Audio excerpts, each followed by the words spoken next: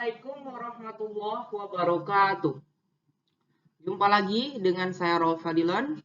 Pada topik kali ini kita akan membahas kuliah biokimia karbohidrat. Di sini dosen pengampunya Dr. Rizky Hadiwibowo. Saya secara singkat akan mereview tentang karbohidrat ini. Mulai dari definisi karbohidrat, kemudian struktur karbohidrat, konfirmasi, kemudian klasifikasi karbohidrat, ikatan karbohidrat, monosakarida, disakarida, dan polisakarida. Yang pertama adalah perhatikan di sini ada slide atau tayangan research atau sumber dari karbohidrat. Jadi karbohidrat itu beragam. Secara umum kita jumpai pada makanan yang kita konsumsi sehari-hari. Itu berupa tanaman. Di sini ada biji-bijian atau serealia. Kemudian ada buah-buahan, ada dairy product seperti susu, keju. Kemudian ada sayur-sayuran, ada rimpang-rimpangan, kacang-kacangan. Kemudian ada dari oil seed, kemudian dari nut, cereal, potatoes, dan lain-lain sebagainya. Kemudian tujuan dari kuliah biokimia karbohidrat adalah mahasiswa perlu memahami tentang ikatan kimia karbon dan gugus fungsi. Di mana ikatan kimia itu ada ikatan antar atom, ikatan ion kovalen dan logam, kemudian ada ikatan antara molekul, yaitu gaya van der Waals dan ikatan hidrogen. Pertama adalah bentuk ikatan kimia, ikatan ionik. Kalau ikatan ionik yaitu ikatan yang terbentuk sebagai akibat adanya gaya tarik-menarik antara ion positif dan ion negatif, antara anion dan kation. Atau disebut juga dengan ikatan serah terima elektron. Contohnya NaCl. Singkat saja, kemudian ikatan kovalen merupakan ikatan antara unsur logam dan unsur logam, di mana di sini merupakan ikatan terdapat pemakaian bersama pasangan elektron. Di sini adalah C. Jadi ini ada satu elektron dari H, kemudian dipakai bersama dengan C. Nah, di sini juga. Contohnya adalah CH4. Kemudian ada ikatan logam, yaitu ikatan akibat gaya elektrostatis antara elektron konduksi yang dikumpulkan dalam suatu awan elektron atau disebut juga sebagai, nah ini, suatu awan elektron disebut juga lautan elektron ya. Lautan elektron. Ikatan hidrogen, kemudian adalah ikatan hidrogen. Ikatan hidrogen adalah ikatan antara atom hidrogen yang terikat dengan pasangan elektron NO atau F. Ikatan hidrogen ini bersifat polar ya. Nah, di sini ada ikatan. Ini hidrogen berikatan dengan O. Bersifat sangat polar.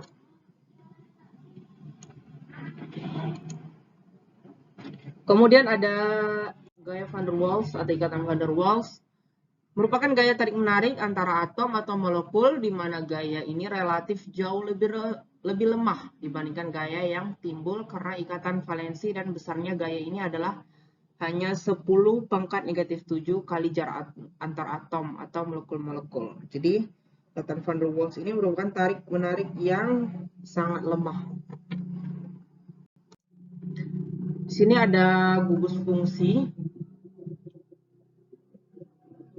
Gugus fungsi, di sini ada gugus amina, gugus alkohol, tiol, ester, kemudian aldehid, keton, karboksil, ester, tioester. Kemudian ada amide, imine, disulfida, fosfat ester, difosfat ester, dan fosfat diester. Oke, kita masuk ke pembahasan utama kita, yaitu karbohidrat.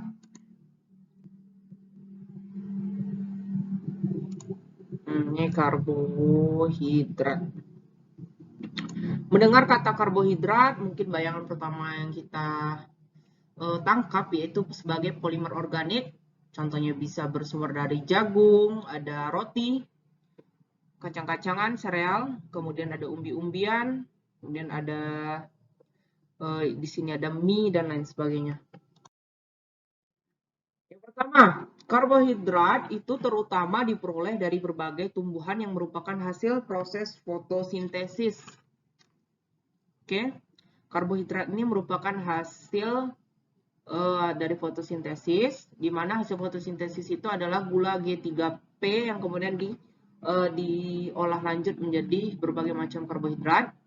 Misalnya dari tanaman agronomi yang telah dibudidayakan oleh nenek moyang kita. Misalnya padi, gandum, kentang, ubi jalar, dan sebagainya. Atau tumbuhan liar di hutan yang belum dibudidayakan seperti gadung, sagu, dan lain sebagainya. Karbohidrat dalam tubuh dapat berupa pati atau dalam tumbuhan dapat berupa pati atau amilum yang dapat dicerna dalam pencernaan kita atau ditemukan dalam tanaman atau dinding sel tanaman dalam bentuk selulos yang hanya dapat dicerna oleh hewan yang punya enzim B amilase.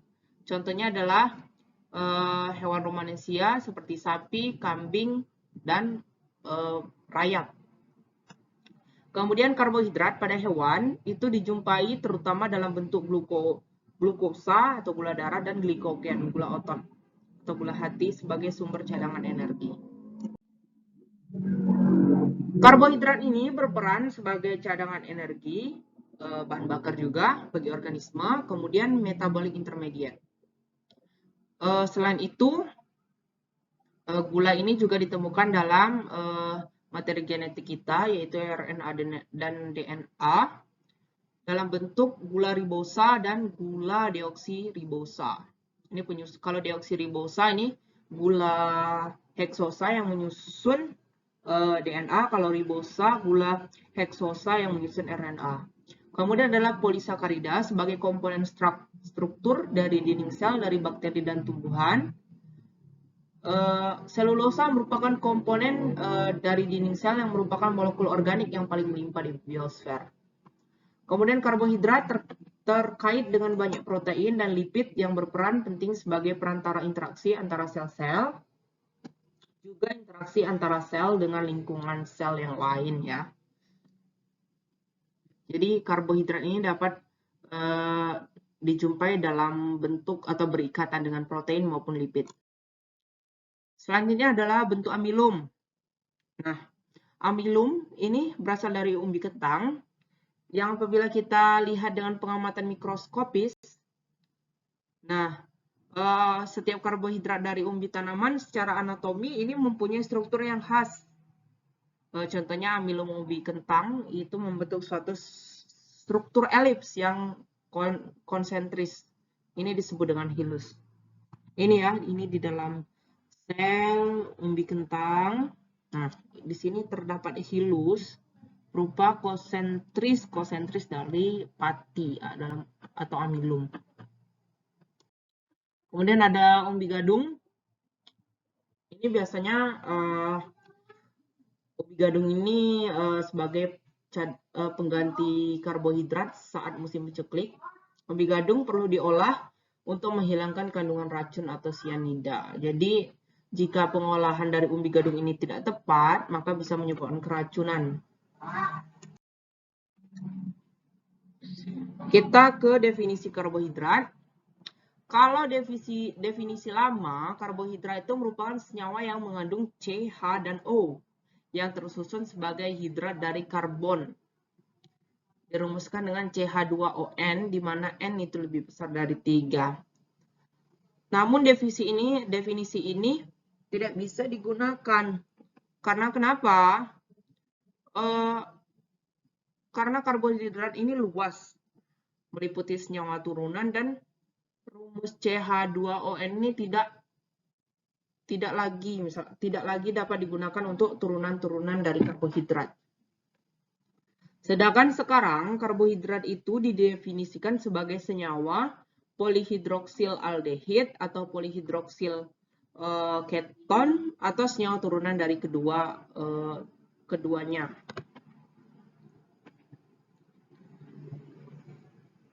Nah, jadi karbohidrat ini merupakan terdapat gugus fungsi yaitu gugus aldehid dan gugus keton. Kalau yang memiliki gugus aldehid itu disebut dengan gula aldehid. Sedangkan kalau yang memiliki gugus keton disebut dengan gula ketosa. Ini klasifikasi karbohidrat. Berdasarkan jumlah unit monomer, karbohidrat itu diklasifikasikan menjadi 4. Yang pertama monosakarida, 1 monomer. Disakarida, terdiri dari 2 monomer yang disatukan dengan ikatan glikosida. Oligosakarida, yaitu 2-6 monomer. Kemudian polisakarida itu lebih besar dari 6, jumlahnya lebih dari 6 monomer. Kemudian ada pertama yaitu monosakarida. Kalau monosakarida itu terdiri dari gula aldosa dan gula ketosa. Seperti sebelumnya tadi, kalau gula aldosa itu mengandung gugus aldehida, kalau gula ketosa itu mengandung gugus keton. Nah, berdasarkan jumlah atomnya, jumlah atom karbonnya, monosakarida itu dibagi menjadi beberapa. Umumnya atom karbon itu dijumpai dalam jumlah 3-7. Misalnya triosa, berasal dari kata tri yang berarti 3, osa itu berarti gula. Gula triosa berarti gula yang memiliki 3 karbon atau monosakarida 3 karbon. Kalau heksosa itu berasal dari kata heksa dan merupakan monosakarida yang berjumlah 6 karbon. Nah, untuk membedakannya, tadi kan monosakarida diklasifikasikan menjadi 2 berdasarkan jenis gugus fungsi yaitu gula aldosa dan ketosa. Nah, jika kita gabungkan dengan 2 definisi tersebut berdasarkan jumlah karbon dan juga gugus fungsinya, ini diberi penamaan. Kalau yang penamaannya yaitu awalan aldo untuk aldosa dan akhiran ulosa untuk gula ketosa. Contohnya begini. Misalnya aldosa 6 karbon, yaitu gula aldosa yang memiliki 6 karbon, maka disebut dengan aldoheksosa. Aldo itu berarti gula aldosa, heksosa itu memiliki 6 karbon. Kemudian ketosa yang memiliki 6 karbon disebut dengan heksulosa. Heksa, berdasar kata heksa yang berarti 6, ulosa yang berarti gula ketosa. Ini, kalau aldosa ini ada, ini ya, kalau ini merupakan, nah, ini gugus fungsi aldehid, ini gugus fungsi keton. Di sini gulanya ada jumlahnya 3, berarti triosa. Ini juga ada 3, berarti juga triosa.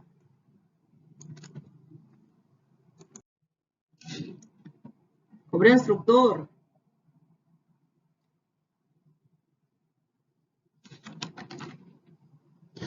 Karbohidrat paling sederhana yaitu monosakarida. Bila mempunyai gugus aldehid disebut aldosa. Bila mempunyai gugus keton disebut ketosa atau ulosa. Setiap monosakarida mempunyai jumlah atom karbon tertentu yang dikandung. Misalnya triosa itu 3 atom karbon. Tetrosa 4C, pentosa 5C, heksosa 6C.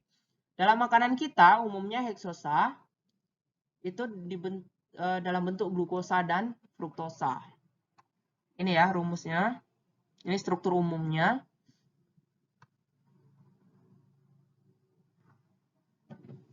Nah, di sini contohnya adalah D-glukosa.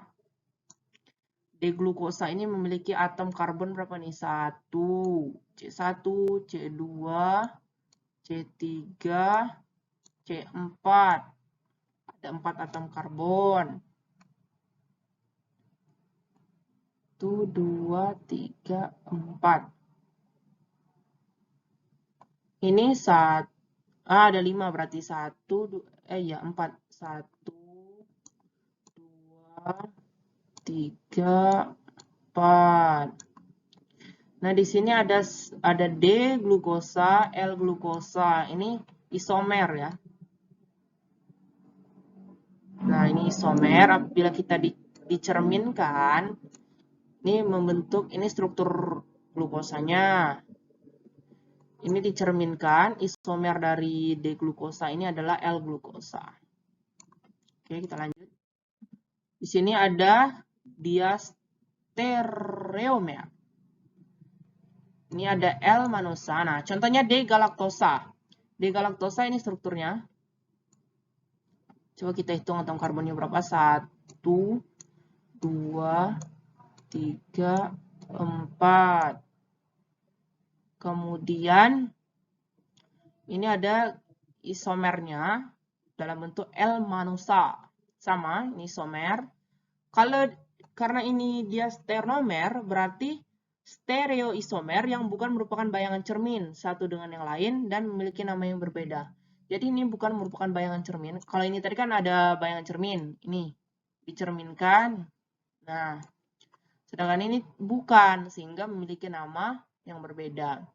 Kemudian kalau di enantiomer, yaitu dalam bentuk D atau L, contohnya tadi yang di slide sebelumnya itu D glukosa dan L glukosa, ini dicerminkan, merupakan isomer.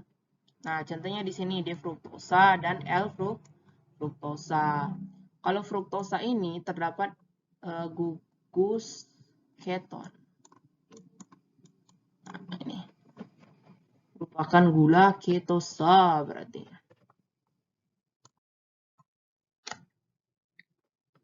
Nah, monosakarida ini memiliki struktur bangun dalam bentuk rantai terbuka. Ini ya, ini diproyeksikan oleh Fischer. Sedangkan struktur yang siklik ini dirumuskan oleh Howard. Ini sama ya. Nah, namun ini penulisannya dalam bentuk seperti ini, rantai terbuka. Kalau ini dalam bentuk rantai siklis. Ini ya, tadi stereoisomer D dan L. Ini dicerminkan. Nah,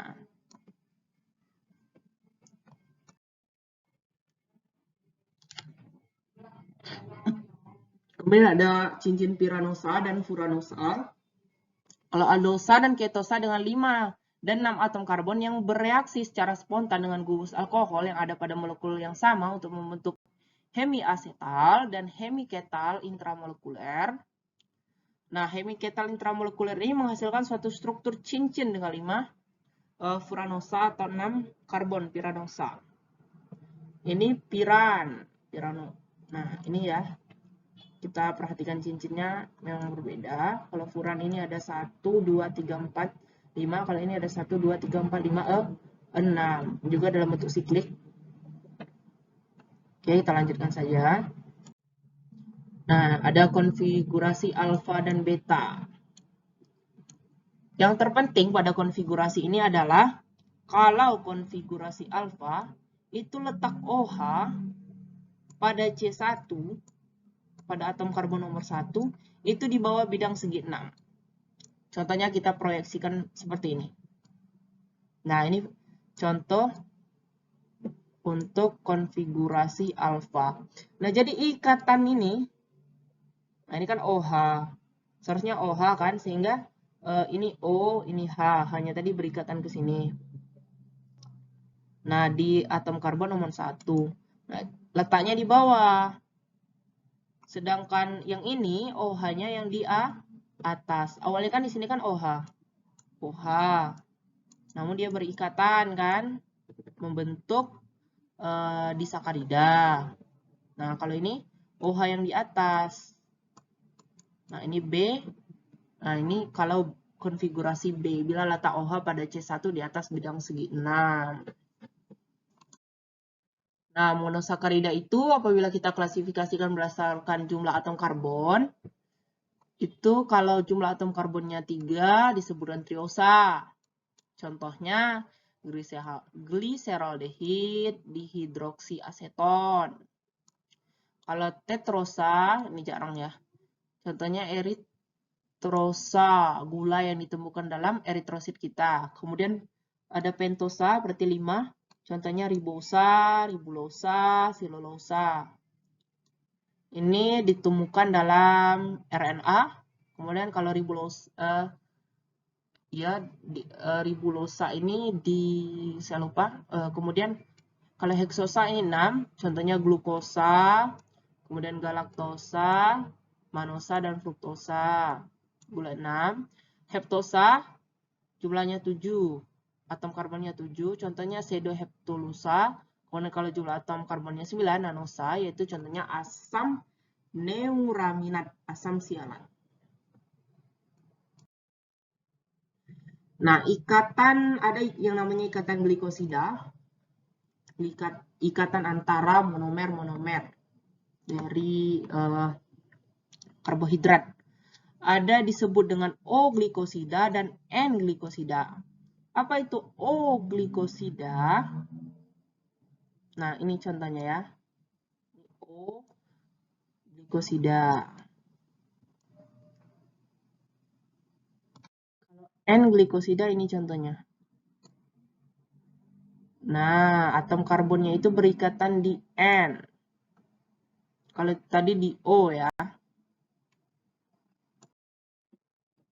Kemudian kita lanjut ke disakarida, merupakan gabungan dari 2 monosakarida. Contohnya sukrosa. Kalau sukrosa itu gabungan dari glukosa dan fruktosa. Kemudian ada maltosa.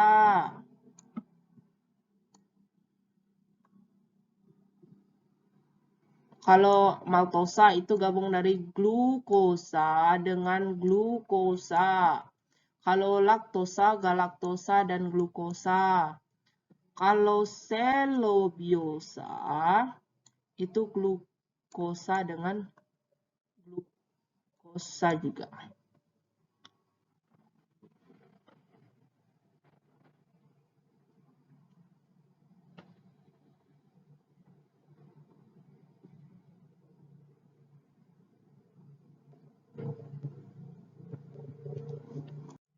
Kemudian ada disakarida, ini contohnya maltosa.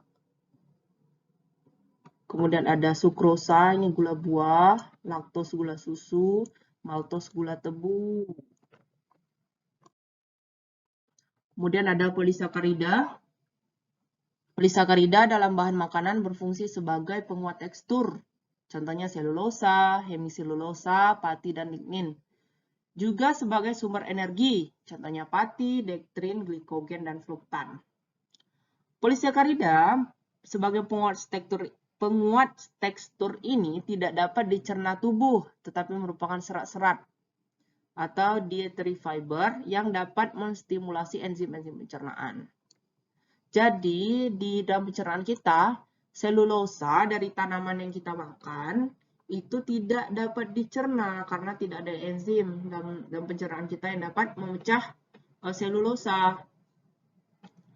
Namun, ini juga berfungsi sebagai fiber serat untuk melancarkan pencernaan, terutama membuat bolus atau bola-bola dalam usus besar. Kemudian ada polisakarida, merupakan polimer molekul-molekul monosakarida yang dapat berantai lurus atau bercabang dan dapat dihidrolisis dengan enzim-enzim tertentu. Jadi, untuk memecah polisakarida ini ke dalam bentuk disakarida sampai monosakarida itu diperlukan enzim, bantuan enzim pencernaan. Nah, yang pertama ada pati. Polisakarida ini contohnya pati. Pati merupakan homopolimer glukosa dengan ikatan alfa-glikosidik. Berbagai macam pati tidak sama sifatnya. Itu tergantung dari panjang rantai C-nya, serta apakah lurus atau bercabang. Nah, pati ini terdiri dari 2 fraksi yang dapat dipisahkan dengan air panas. Kalau amilosa itu fraksi yang larut dalam air panas. Kalau amilopektin ini fraksi yang tidak bisa larut di dalam air panas. Alasannya kenapa? Kalau amilosa ini rantainya ini tunggal. Kalau rantainya ini lurus. Kalau amilopektin ini mempunyai rantai yang bercabang. Kemudian ada namanya proses reaksi gelatinisasi. Nah, tadi kan kita sudah bahas yang di kentang tadi. Nah, itu amilum itu tersimpan dalam sel tanaman kan? Dalam bentuk hilum, disimpan dalam bentuk hilum atau cadangan makanan. Nah, bila pati mentah ini dimasukkan ke dalam air dingin, granula patinya akan menyerap air dan membengkak. Peningkatan volume granula pati yang terjadi dalam air pada suhu 55 derajat Celcius merupakan pembengkakan yang sesungguhnya. Dan setelah pembengkakan ini, granula pati dapat kembali ke kondisi semula. Jadi pati, ini contohnya pati tadi, dalam bentuk hilum tadi, dimasukkan ke dalam air dingin sehingga airnya masuk. Nah, kan lingkungannya kan hipotonis.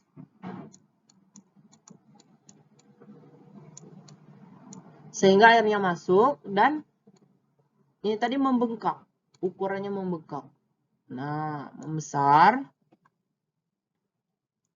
Namun di kondisi cekaman ini bisa membaik lagi, airnya keluar lagi.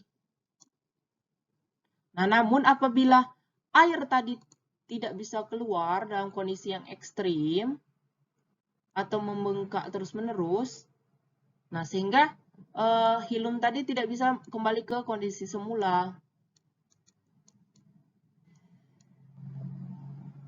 Kalau tidak bisa kembali ke kondisi semula berarti sudah rusak. Nah, reaksi inilah yang dinamakan gelatinisasi. Nah, pati yang telah mengalami gelatinisasi tadi dapat dikeringkan, tetapi molekul-molekul tersebut tidak dapat kembali lagi ke sifat-sifat yang semula. Bahan yang telah kering ini masih mampu menyerap air. Nah, sifat inilah yang digunakan dalam pembuatan agar instan rice, kemudian instan puding. Nah, ini dapat menyerap air dengan mudah. Kemudian ada selulosa. Ini dijumpai dalam didim tanaman. Kalau produk turunannya yaitu ada CMC, karboksil metil selulose. Ini biasanya dipakai dalam industri makanan untuk mendapatkan tekstur yang baik. Misalnya pada pembuatan es krim, kemudian pemakaian CMC ini akan memperbaiki tekstur dan kristal laktosa yang terbentuk akan lebih halus. Ada pektin, secara umum terdapat dalam dinding sel primer tanaman, khususnya di sela-sela antara selulosa dan hemiselulose. Senyawa pektin ini berfungsi sebagai perekat antara dinding sel satu dengan dinding sel yang lain. Nah, ini ada pektin ya. Ini juga merupakan polisakarida. Kemudian ini misalnya ada selulosa. Ini selulosa misalnya. Antara selulosa dan hemiselulosa. Kandungan pektin dalam tanaman sangat bervariasi. Ini tergantung jenis tanaman maupun bagian jaringan yang kita isolasi atau ekstrak. Komposisi kandungan propektin, pektin, dan asam pektat di dalam buah sangat bervariasi tergantung pada derajat pematangan buah. Jadi di dalam buah ini juga dijumpai pektin, namun komposisi maupun kuantitasnya berbeda. Ini tergantung pada derajat kematangan buah. Kemudian ada glikogen atau gula hati, gula otot. Nah, merupakan ini glikogen ya, bisa dijumpai pada hati dan otot. Ini bersifat larut dalam air, serta bila bereaksi dengan iodin akan berwarna merah. Glikogen juga telah berhasil diisolasi dari benih jagung. Nah, glikogen ini juga pernah berhasil diisolasi. Ditemui juga dalam tanaman. Glikogen disimpan dalam hati hewan sebagai cadangan energi yang sewaktu-waktu dapat diubah menjadi glukosa. Ini glikogen, ini ada 1, 2, 3, 4, 5, 6. Ada 6 monomer. Amilosa dan amilopektin. Bedanya kalau amilosa ini rantainya lurus, kalau ini rantai bercabang. Kan lurus. Cabangnya sini. Dan ada glikosaminoglikan. Ini ya contohnya. Lanjut saja. Ini contoh polisakarida lain dalam produk makanan maupun dijumpai secara alami. Contohnya gam arabik. Ini dihasilkan dari pohon akasia. Ada agar-agar, ini sering kita makan. Ini berasal dari ganggang merah. Kemudian asam alginat. Ini juga dari ganggang laut. Makro. Kemudian karagenan. Ada karagenan tadi kan. Kemudian ada kitin. Ini kita jumpai dalam kulit skeleton dari contohnya ini ada kelompok kaki banyak atau Myriapoda. Ini Diplopoda, kemudian ada ini lobster, kemudian ada dijumpai dalam jamur, ini kitin. Kitin ini berfungsi sebagai protektif, semi-transparan, substansi semi-transparan, primarily a nitrogen containing polysaccharida forming the principal component of Arthropoda, exoskeleton, and the cell wall of the sebagian dari fungi. Menyusun dinding sel dari sebagian fungi. Nah, berdasarkan riset, kitosan ini berfungsi sebagai menurunkan berat badan serta menurunkan tekanan darah. Bisa juga sebagai imunitas, anti kanker, anti aging, kemudian menstimulasi sel dan meregulasi hemostasis. Nah, ini adalah uji-uji karbohidrat secara kualitatif untuk menentukan suatu bahan atau produk itu mengandung karbohidrat atau tidak, apa reaksi yang terjadi. Yang pertama ada uji molis. Uji molis positif itu apabila ada cincin biru dan cincin merah ungu. Kalau kemudian yang kedua ada uji Seliwanov. Kalau positif itu merah warnanya. Ini untuk uji spesifik untuk mengetahui apakah gula tersebut memiliki gugus keton atau tidak. Contohnya fruktosa ya. Kemudian ada uji Benedict. Uji Benedict ini berdasarkan reduksi Cu2+ menjadi Cu+ oleh gugus aldehid atau keton, bisa diaplikasikan untuk aldehid maupun keton dalam suasana alkalis atau basa. Uji positif ini ditandai dengan larutan hijau, merah, orange, sampai merah bata, tergantung konsentrasinya di dalam larutan. Semakin banyak konsentrasinya dalam larutan, maka semakin ke kanan warnanya. Itu dari kehijauan, hijau sampai hijau keruh, kuning, kemudian orange sampai merah bata. Kemudian adalah yang keempat ada uji Barfoed. Digunakan untuk menunjukkan adanya monosakarida dalam sampel. Uji positif ini terbentuknya endapan merah orange. Uji iodin ini biasa ya. Kita teteskan betadin kan mengandung iodin. Kita teteskan ke nasi. Nah, maka nasi itu akan berubah menjadi biru sampai ungu. Ini untuk positif ya. Mengandung karbohidrat. Kemudian ada uji Vehling, digunakan untuk menunjukkan adanya karbohidrat pereduksi. Apa saja karbohidrat pereduksi? Ada monosakarida, laktosa, dan maltosa, serta yang lain sebagainya. Uji positif ditandai dengan warna merah bata. Yang positif merah bata.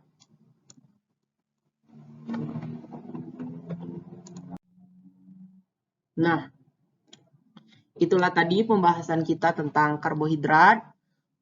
Apabila video ini bermanfaat, jangan lupa like, komen, dan subscribe channel ini untuk mendukung agar saya semangat untuk membuat video-video dan konten-konten selanjutnya. Terima kasih. Assalamualaikum warahmatullahi wabarakatuh.